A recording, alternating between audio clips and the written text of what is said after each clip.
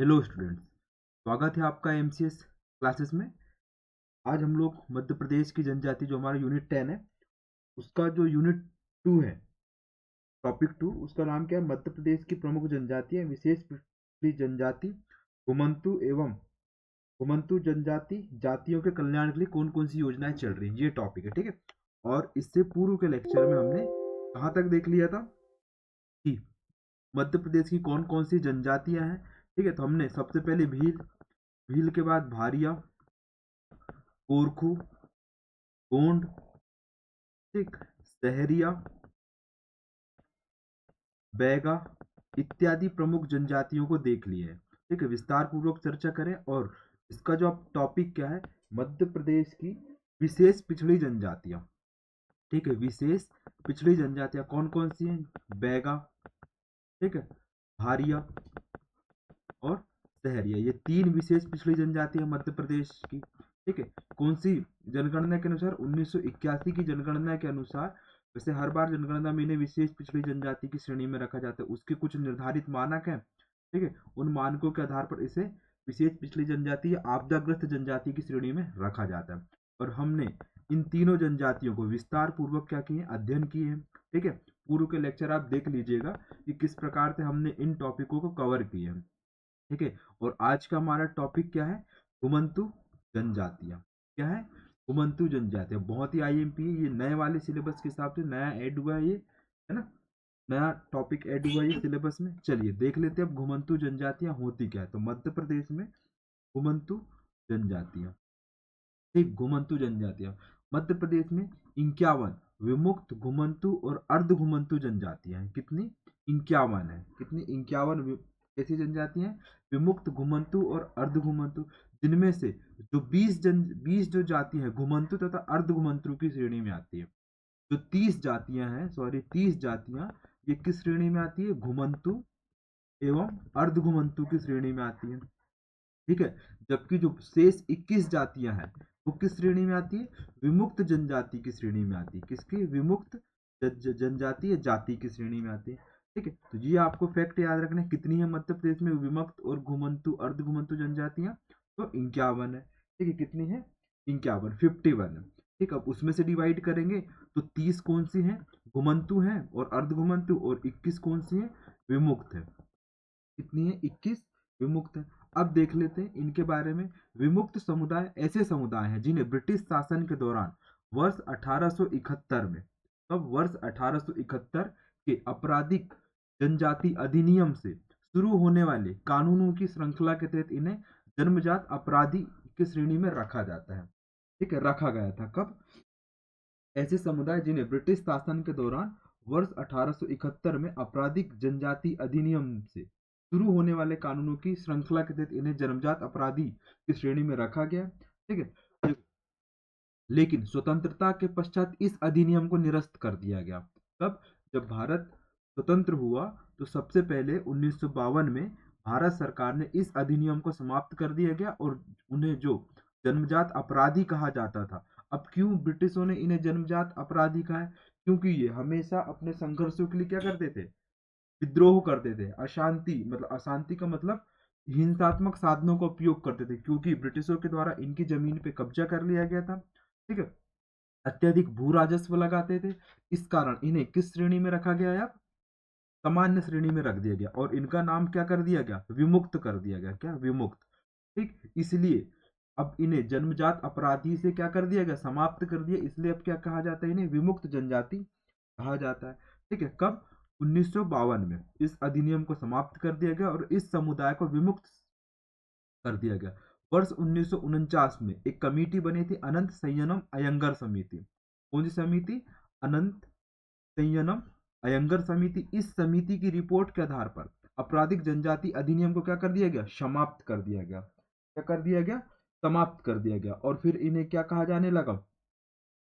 क्या कहा जाने लगा? इन्हें घुमंतु विमुक्त जनजाति कहा जाने लगा। ठीक है, देखिए 2021 में क्वेश्चन आया था, विमुक्त जाति दिवस मध्य प्रदेश में किस दिनांक को मनाया जाता है? तो इसका आंसर क्या था? 31 अगस्त। ये क्वेश्चन आ चुका है प्री में, है ना, तो ये इंपॉर्टेंट हो जाता है हमारे सिलेबस के हिसाब से।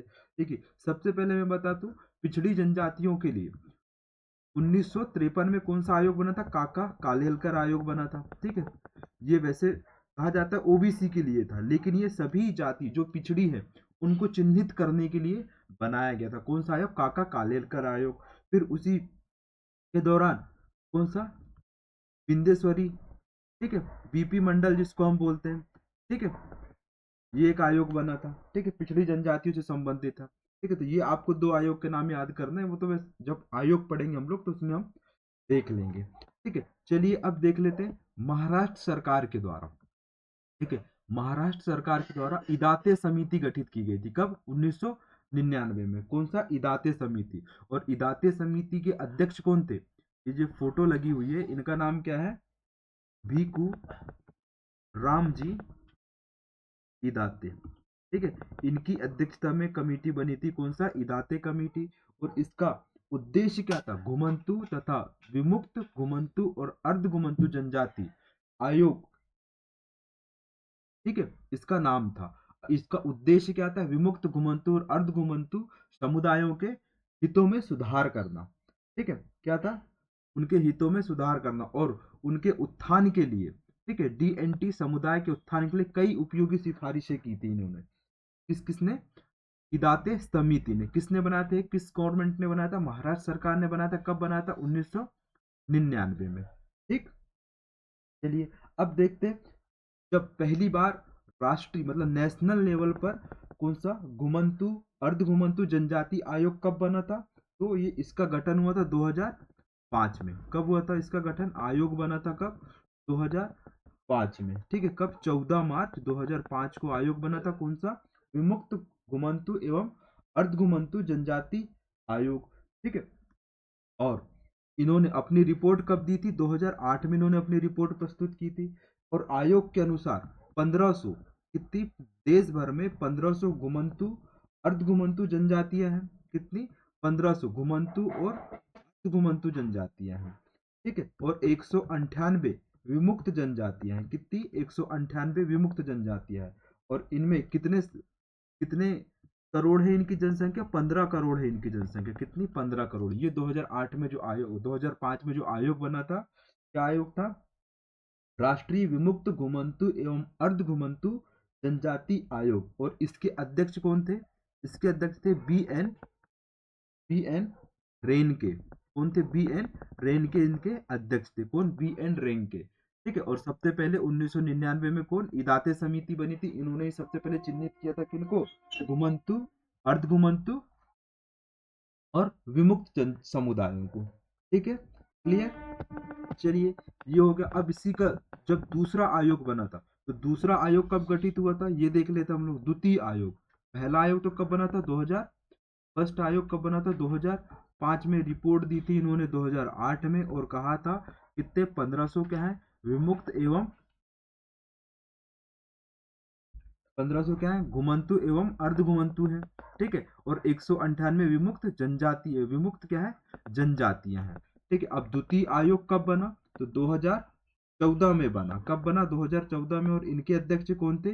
भीकू रामजी इदाते। कौन थे? भीकू रामजी इदाते। इन्होंने रिपोर्ट कब दी? 2018 में। और जो फर्स्ट वाले आयोग बना था उसके अध्यक्ष कौन थे? बी.एस. रेन के। बी.एस. रेन के थे पहले वाले आयोग के अध्यक्ष। दूसरे वाले के कौन थे? भीकू रामजी इदाते। कब बना? 2014 में बना। रिपोर्ट कब दी? 2018 में। ठीक है, और इन्होंने क्या बोला कि विमुक्त घुमंतु एवं अर्ध घुमंतु समुदाय के विकास के लिए, विकास और कल्याण के लिए एक बोर्ड गठन किया जाना चाहिए। एक कल्याण बोर्ड का गठन किया जाना चाहिए। कौन सा? विकास एवं कल्याण बोर्ड का गठन किया जाना चाहिए। किसके लिए? विमुक्त घुमंतु एवं अर्ध घुमंतु समुदाय के लिए। ठीक, ठीक है, क्लियर? यहां तक के क्लियर हुआ? बहुत ही आईएमपी है। अब देख लेते हैं हम लोग मध्य प्रदेश के संदर्भ में कौन कौन से ऐसे घुमक्कड़ और अर्ध घुमक्कड़ जातियां हैं। ठीक है, सबसे पहले बदिया, ठीक है, बछोवालिया, भाट, भंतु, देसर, तरसी मुरागी, घिसाड़ी, गोंदली। ठीक है, ये क्या है? प्रमुख कितने घुमक्कड़ तथा अर्ध घुमक्कड़ जाति हैं? तो 31 है। कितनी है? 30 है। सॉरी, कितनी है? 30 है। ठीक है, कितनी है, 30 है। ठीक, तो देख लेते हैं कौन कौन से। सबसे पहले बदिया, बछोवालिया, भाट, भंतु, देसर, दरसी मुरागी, घिसाड़ा, गोंदली, ठीक है, नायकड़ा, लोहार पिट्टा, कसाई, ठीक है, करोला, कामद, कलंदर, नागफड़ा, काशी कापड़ी, जोशी बाल संतोषी, ठीक है, सुधु सुधु गुदु सिद्धन, ठीक है, सुधु गुदु सिद्धन, राजगोंड, गद्दिज, रेभारी, पशुपालक का काम करते हैं कौन, रेभारी, गोलार, गोलार कहाँ मिलेंगे आपको, बालाघाट में मिलेंगी, गोसाई, भराड़ी, भराड़ी हरबोला, ठीक है, और लिख लीजिए दो, ईरानी, ठीक है, ईरानी के बाद जोगी, जोगी के बाद सिकर लिगर, सिक लिगर, फिर सिरंगी, फिर हेजरा, और फिर क्या है, धनगर। ठीक है, ये क्या है, प्रमुख घुमक्कड़ तथा अर्ध घुमक्कड़ जातियां। मध्य प्रदेश ने एक पृथक विभाग भी बनाया इनके विकास के लिए। ठीक है, क्लियर। अब देख लेते हैं हम लोग कौन सी विमुक्त जातियां हैं। तो मध्य प्रदेश की विमुक्त जातियां कौन कौन सी, कंजर, सांसी, बंजारा, बाछड़ा, माघिया, कालबेलिया, भानमत, बागरी, नट, पारधी, बेदिया, आबुड़ा, भाटू, कुचबंदिया, बिजोरिया, कबूतरा, संधिया, पासी, चंद्रवेदिया, बैरागी, सनोरिया, ये क्या है, विमुक्त जातियां हैं। वैसे इनके नाम आपको याद भी नहीं रहे तो कोई दिक्कत नहीं है, बस इसकी संख्या आपको याद रहना चाहिए। विमुक्त कितनी है, 20 है, और घुमक्कड़ तथा अर्ध घुमक्कड़ कितनी है, 31 है। ठीक है, क्लियर, ये आपको याद रखना है। लेकिन हम इनमें से प्रमुख जो विमुक्त जातियां हैं उनको हम एक बार अध्ययन करेंगे इनका। ठीक है, सबसे पहले देख लेते हैं जो आईएमपी लगती हैं, जैसे लोहार। ठीक है, लोहार, या इसी को क्या बोलते हैं हम लोग, घिसाडी, घिसाड़ी, ठीक है, घिसाड़ी। अब ये कहाँ मिलेंगी आपको, एक तो ये खाना बदोश जनजातियां हैं, और ये कहाँ, राजस्थान तथा मध्य प्रदेश में। ठीक है, राजस्थान और मध्य प्रदेश में देखने को मिलेंगे। ठीक है, मुख्य रूप से इनका संबंध किस जिले से है, उज्जैन से है, ठीक है, सिवनी से है, और राजगढ़ से। ये 3 जिले इनके मुख्यतः हैं। ठीक है, और इनका उद्योग क्या है, शिल्पकला, ठीक है, हथकरघा और बुनाई का काम करते हैं कौन, लोहार या घिसड़ी जनजाति। ठीक है, इसके पश्चात घिसाड़ी जनजाति, इसके पश्चात क्या है, धनगर। धनगर बहुत ही आईएमपी आपने, और ये किस समुदाय से आते हैं, चरवाहा समुदाय से आते हैं। ठीक है, आपको याद होगा होलकर समुदाय के जो अंतिम राजा थे उन्होंने धरगन धनगर सेवा संघ की स्थापना की थी, कब, 1944 के आसपास पे। ठीक है, यशवंत राव होलकर ने। ठीक है, याद होगा आपको। और ये कहाँ पर मिलेंगे आपको, मुख्यतः सागर, रतलाम, देवास और उज्जैन में। कहाँ पर, सागर, रतलाम, देवास और उज्जैन में मिलेगा। ठीक है, यशवंत राव होलकर ने क्षत्रिय धनगर सेवा संघ की स्थापना की थी, किसने, यशवंत राव होलकर द्वितीय ने। ठीक है, इंदौर में। क्लियर, चलिए अब देखते हैं हम लोग बंजारा जनजाति। बंजारा, बंजारा वैसे आपको पढ़ाई दी है, ये क्या है, पहली ऐसी जनजाति जिसने किसका आविष्कार किया था, कंघी का आविष्कार किया था। ठीक है, बस यही आपको याद रखना है। ठीक, इसके पश्चात देख लेते हैं सांसी जनजाति। ठीक है, सांसी, सांसी ये भी किस में आती है, विमुक्त की श्रेणी में आती है। ठीक है, खाना बदोश जनजाति है, मुख्यतः ये कहाँ मिलेगी आपको, राजस्थान में मिलेगी। ठीक है, साथ ही ये ग्वालियर, मुरैना, ठीक है, यहाँ पर आपको अधिक संकेंद्रण देखने को मिलेगा। और ये सांसी अपने आप को क्या मानती है, राजपूतों का वंशज मानती है, किसको, राजपूतों का वंशज मानती है स्वयं को। ठीक है, राजपूतों का वंशज मानती है स्वयं को। ठीक, इसके पश्चात देख लेते हैं हम लोग कबूतरा। ठीक है, कबूतरा विमुक्त जनजाति, कबूतर वाले से बना ये कबूतरा विमुक्त जनजाति। अब ये कहाँ पर आपको देखने को मिलेगी, ये मध्य प्रदेश के अधिकांश क्षेत्रों में इनका विस्तार है। ठीक है, और अभी भी इस समाज में, इस जनजाति में सती प्रथा के प्रचलन है। किसमें, कबूतरा जनजाति में अभी भी सती प्रथा के साक्ष्य आपको देखने को मिलेंगे। ठीक है, और इनके देवता का नाम क्या है, लिख लीजिए आईएमपी। ये इसलिए आईएमपी क्योंकि अभी भी इनमें सती प्रथा विद्यमान है। ठीक है, ये पूछा जा सकता है। ठीक, इनके देवता कौन है, गुनियावीर, पूछ सकते हैं गुनियावीर किनके प्रमुख देवता है, तो आपको लगाना क्या है, कभी कबूतरा विमुक्त जनजाति के हैं। ठीक है, पासी, पासी याद कर लीजिए आप। पासी कहाँ देखने को मिलेगी आपको, ये पासी मध्य प्रदेश के अधिकांश इलाकों में देखने को मिलेगी। ठीक है, और पासी समुदाय का शाब्दिक अर्थ क्या होता है, ताड़ी निकालने वाले संदर्भित, मतलब ताड़ी मतलब कि शराब मद्यपान वाला जो बनता है ना, उसको बनाने का काम करते हैं ये। ठीक, क्लियर। चलिए, इसके बाद आपने पारधी हमने पढ़ी ली है। पारधी भी क्या है, विमुक्त जनजाति की श्रेणी में आती है। ठीक है। कालबेलिया, ठीक है, कालबेलिया नृत्य फेमस है कहाँ का, राजस्थान का फेमस है। और मध्य प्रदेश में भी इस समुदाय की कुछ जनजातियां रहती हैं। ठीक है। और इसे किस श्रेणी में रखा गया, विमुक्त जनजाति की श्रेणी में रखा गया मध्य प्रदेश सरकार के द्वारा। ठीक है। और जो इनके गुरु हैं, ठीक है, इनके जो संस्थापक है कौन है, कनीपा, कानीपा, जो इनके संस्थापक गुरु माने जाते हैं, कानीपा माने जाते हैं या कानीपा नाथ माने जाते हैं। ठीक है। और ये किसकी पूजा करते हैं, ये खुद की भुजाओं में रुद्राक्ष धारण करते हैं और भगवान शिव के उपासक मानते हैं स्वयं को। ठीक है। और ये किसका उपचार करते हैं, सर्पदंश जो होता है, जिसको सांप काट देता है, उसका उपचार करते हैं ये। ठीक, क्लियर। चलिए, अब आते हैं इनको, देखिए 2010 में, ठीक है, 2010 में जो इनका प्रमुख नृत्य है कालबेलिया नृत्य को यूनेस्को ने, जो यूनेस्को है अपना, उसने विश्व धरोहर की सूची में इनको शामिल किया है। कौन से नृत्य को, कालबेलिया नृत्य को यूनेस्को ने विश्व धरोहर की जो अमूर्त सूची है उसमें शामिल किया है। ठीक। चलिए, ये हो गया क्या, प्रमुख घुमंतु अर्ध घुमंतु जनजाति। ठीक है, जो आपके एग्जाम की दृष्टि से आईएमपी है। अब देख लेते हैं हम लोग कि मध्य प्रदेश सरकार के द्वारा इनके लिए क्या क्या प्रयास किए जा रहे हैं। ठीक है। सबसे पहले देखो, मध्य प्रदेश सरकार ने, अब मध्य प्रदेश सरकार ने एक अभिकरण बनाया है। ठीक है, मध्य प्रदेश, ठीक है, लिख लीजिए यहाँ पे, मध्य प्रदेश राज्य विमुक्त घुमंतु अर्धघुमंतु जाति अभिकरण कब बनाया इन्होंने, 1996 में बना है। ठीक है, कब बना है, 1996 में। इसका एक अध्यक्ष होता है, 6 शासकीय सदस्य होते हैं और 5 अशासकीय सदस्य होते हैं। ये आपको याद रखना है, कभी भी आपके एग्जाम में ये पूछा जा सकता है क्योंकि डायरेक्ट सिलेबस में लिखा हुआ है। ठीक है। अब इसका उद्देश्य क्या है, विमुक्त घुमंतु अर्ध घुमंतु जनजातियों के विकास तथा उनकी समस्याओं को क्या लगाना, पता करना।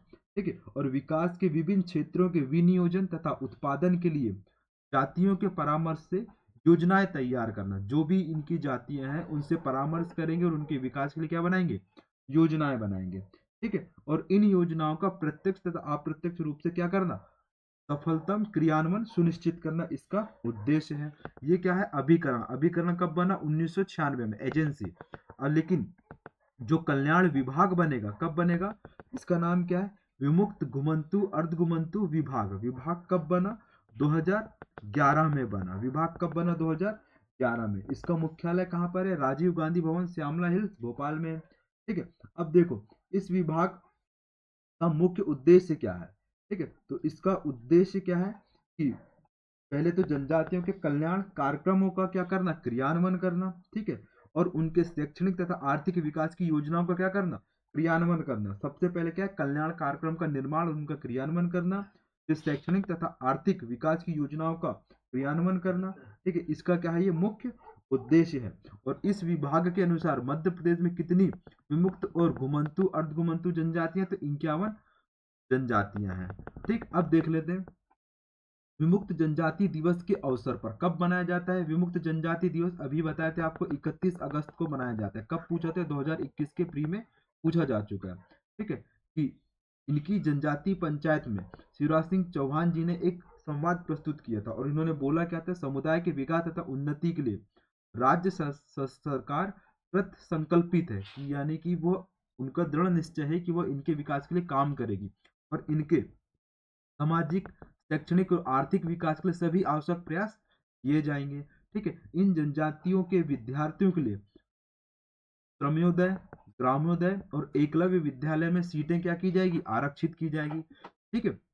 और जनजातियों के भ्रमण करने की परिस्थिति व परंपरा को देखते हुए व्यवस्था की जा रही है कि एक शाला में प्रवेश के आधार पर बच्चों की पढ़ाई की व्यवस्था दूसरे स्कूल में भी हो सके। देखो, अधिकांशतः ये जनजाति क्या है, एक स्थान से दूसरे स्थान क्या करती है, भ्रमण करती है। इसलिए सरकार ने बोला है कि यदि एक स्कूल में ये इनका एडमिशन होता है तो ये जहां भी घूम रहे हैं उस स्कूल में जाकर के अपनी शैक्षणिक योग्यता को क्या कर सकते हैं, बढ़ा सकते हैं और वहां से शिक्षा ग्रहण कर सकते हैं, केवल इसी जनजाति के बच्चे। ठीक है। इन जनजातियों के जो प्रतिभाशाली बच्चे मेडिकल और इंजीनियर कॉलेज में प्रवेश लेंगे तो उनकी फीस किसके द्वारा भरी जाएगी, राज्य सरकार के द्वारा भरी जाएगी। ऐसा संकल्प लिया किसने, मध्य प्रदेश सरकार ने शासकीय सेवाओं के लिए निकलने वाली सभी भर्तियों की परीक्षाओं के लिए इन जनजातियों के युवाओं को आवश्यक प्रशिक्षण भी क्या किया जाएगा, उपलब्ध कराया जाएगा। तो रोजगार योजनाओं के लिए युवाओं को बैंक से लोन हेतु सुविधाएं उपलब्ध कराने की व्यवस्था की जा रही है, जिसका ब्याज किसके द्वारा भरा जाएगा, सरकार के द्वारा भरा जाएगा। ठीक है। कला कौशल में निपुण लोगों को आईटीआई में प्रशिक्षण दिलवाया जाएगा। जो भी जिस कला को जिसके पास जो भी कला है उसको अधिक प्रशिक्षित या कौशलता प्रदान करने के लिए उसको आईटीआई में क्या दिया जाएगा, प्रशिक्षण दिया जाएगा और निःशुल्क प्रशिक्षण दिया जाएगा। ठीक है। आजीविका की पुख्ता व्यवस्था के लिए इन्हें बैंक से ऋण सुविधा उपलब्ध कराई जाएगी और बहन बेटियों के आर्थिक सशक्तिकरण के लिए विशेष रूप से स्व सहायता समूह का गठन किया जाएगा। ठीक है। किसने कहा था? माननीय हमारे जो पूर्व मुख्यमंत्री जी हैं शिवराज सिंह चौहान जी ने कहा था। किसके लिए? विमुक्त घुमंतु तथा अर्ध घुमंतु जनजाति के लिए। ठीक, क्लियर। एग्जाम की दृष्टि से आईएमपीए पूछा जा सकता है कि सरकार इनके लिए कौन कौन से कार्य कर रही है। ठीक है, कभी भी आपके प्रीलिम्स में आ सकता है। अब देख लेते हैं, देखो 2021 में, ठीक है, अब देख लेते हैं कौन कौन सी कल्याणकारी योजनाएं चलाई जा रही हैं। ठीक है, देखो सबसे पहले विमुक्त जातियों की बस्तियों का विकास के लिए योजना चलाई जा रही है। ठीक है, पोस्ट मैट्रिक छात्रवृत्ति चलाई दी जा रही है। ठीक है, बच्चों को विमुक्त जाति, ठीक है, विमुक्त जाति छात्रावास तथा आश्रम संचालन किया जा रहा है राज्य सरकार के द्वारा। ठीक है, मुख्यमंत्री आवास भाड़ा योजना चलाई जा रही है। कौन सी? मुख्यमंत्री आवास भाड़ा योजना चलाई जा रही है। ठीक है, आईएमपीए भी। अखिल भारतीय राज्य प्रशासनिक सेवा प्रोत्साहन योजना, ठीक है, ये भी इनके लिए क्रियान्वित की जा रही है। देखिए कभी भी एग्जाम में आ सकता है, इसलिए सरकार की जो जनसंपर्क वेबसाइट है वहां से ये लिया गया है। ठीक, क्लियर। चलिए देख लेते हैं अब जो राम खिलावन पटेल जी जो उस समय के राज्य मंत्री थे, उन्होंने एक कुछ बोला था इनके लिए, तो वो भी देख लेते हैं। मध्य प्रदेश में मुख्यमंत्री श्री शिवराज सिंह चौहान जी ने के नेतृत्व में विमुक्त घुमक्कड़ अर्ध घुमक्कड़ जनजातियों की शिक्षा तथा आर्थिक उत्थान एवं सामाजिक विकास के लिए सफलतम प्रयास किए जा रहे हैं, जो इस प्रकार की योजनाएं हैं। ठीक है, अब कौन कौन सी और योजनाएं हैं? देखो सबसे पहले विमुक्त जाति बस्तियों में विद्युतीकरण किया जा रहा है। ठीक है, परीक्षा शुल्क की प्रतिपूर्ति किसके द्वारा की जा रही है? राज्य सरकार के द्वारा की जा रही है। ठीक है, विमुक्त जाति समाज सेवकों को उत्कृष्ट कार्य पुरस्कार योजना भी चल रही है। ठीक है, कन्या साक्षरता प्रोत्साहन योजना दी जा रही है। जाति प्रमाण पत्रों का निशुल्क वितरण किया जा रहा है। किसके द्वारा? मध्य प्रदेश सरकार के द्वारा। ये आपको योजनाओं के नाम याद रखना है, कौन कौन से। विमुक्त जाति सबसे पहले, ठीक है, विमुक्त जाति की बस्तियों का विकास योजना। दूसरे क्या है? पोस्ट मैट्रिक छात्रवृत्ति योजना। तीसरा क्या है? विमुक्त जाति छात्रावास आश्रम संचालन योजना। ठीक है, चौथा कौन सा है? मुख्यमंत्री आवास भाड़ा योजना। पांचवा कौन सा है? अखिल भारतीय राज्य प्रशासनिक सेवा प्रोत्साहन योजना। यदि कोई सिविल सर्विसेज में जा रहा है, प्री क्वालिफाई कर रहा है तो उसको पैसे दिए जाएंगे, मेंस क्वालिफाई कर रहा है तो पैसे दिए जाएंगे, और फाइनल सिलेक्शन हो रहा है तो 50,000 की राशि सरकार के द्वारा दी जाती है इस योजना के तहत। फिर अन्य योजना कौन कौन सी? विमुक्त जाति बस्तियों में विद्युतीकरण। ठीक है, उज्ज्वला योजना कार्यक्रम के माध्यम से। ठीक है, परीक्षा शुल्क की प्रतिपूर्ति राज्य सरकार के द्वारा की जाएगी। विमुक्त जाति के समाज सेवकों को उत्कृष्ट कार्य पुरस्कार दिए जाएंगे। कन्या साक्षरता प्रोत्साहन योजना संचालित की जा रही है। ठीक है, और जाति प्रमाण पत्रों का निःशुल्क वितरण किया जा रहा है। ठीक है, अन्य योजनाएं देख लेते हम लोग कौन कौन सी योजनाएं हैं। सबसे पहले, ठीक है, यहीं पे देख लीजिए कौन कौन सी योजनाएं चल रही है। ठीक, तो मुख्यमंत्री स्वरोजगार योजना भी चल रही है। कौन सी? मुख्यमंत्री स्वरोजगार योजना चलाई जा रही है। ठीक है, इसके अंतर्गत क्या है? जो भी विमुक्त घुमंतु अर्ध घुमंतु जनजाति वर्ग के व्यक्तियों के आर्थिक विकास को ध्यान में रखते हुए स्वयं का रोजगार स्थापित करने के लिए सरकार के द्वारा 30%, ठीक है, 30% जो भी इनकी जो स्टार्टअप है या परियोजना है उसमें 30% राशि कौन देगी? सरकार के द्वारा दी जाएगी, और सबसे कम ब्याज दर पर दी जाएगी। ठीक है, मुख्यमंत्री आर्थिक कल्याण योजना, ये भी आईएमपी है, मुख्यमंत्री आर्थिक कल्याण योजना। इसके अंतर्गत समाज के सबसे गरीब वर्ग को कम लागत पर, ठीक है, कम लागत पर क्या आवश्यक जो उपकरण दिए जाएंगे किसी भी योजना को संचालित करने के लिए या कार्य को पूर्ण करने के लिए, इसके माध्यम से दिया जाएगा। कौन सा? मुख्यमंत्री आर्थिक कल्याण योजना के माध्यम से। ठीक है, और एक योजना है नानाजी देशमुख योजना, बहुत ही आईएमपी है, नानाजी देशमुख योजना। कब चलाई गई थी ये? 2014-15 में। और ये केंद्र सरकार की योजना है, नानाजी देशमुख योजना। इस योजना के माध्यम से बालक एवं बालिकाओं के जो छात्रावास योजना है उसको क्या किया जाएगा? संचालित किया जाएगा।